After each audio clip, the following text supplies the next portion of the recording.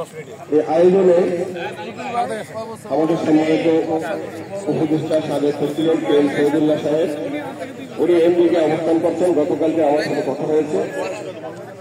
তো এর আগে উনি বলেছিলেন যে আমার জন্য একটা টিকিট দেখেন, প্রাইজ যেটা ধরেন আমি সেটা দেবো। কিন্তু কালকে আমার কথা হলো যে আমি তো আসলে দৌড়ে আছি, আমি কখন আসবো, আজকে এখন এই মুহূর্তে টাকা পয়সা আমাকে দেবে, আমি সহযোগিতা করছি আরো কর্ম ভবিষ্যতে। কাজে এই 1 নম্বর টিকিটটা উনি নিয়েছিলেন, উনি বলেছেন এই 1 নম্বর টিকিটটা আপনারা যদি পারেন অন্য করে ছেড়ে দেন, আমি সহায়তা করবো। তো যাই হলো আজকে 2025 সাল নববর্ষের দিন। এই দিনে আমরা চাই এই 1 নম্বর টিকিটটা আমরা নতুন করে নিলামে উপস্থাপন করতে চাই। কে হবে 2025 এই বছরের প্রথম দিনে কে হবে লাকি ম্যান?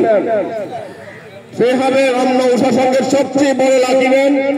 তার জন্য হবে একটি 1 নম্বর টিকিট এবং এর জন্য স্পেশালি ব্যানার হবে, স্পেশালি সম্মানীয় পুরস্কার হবে।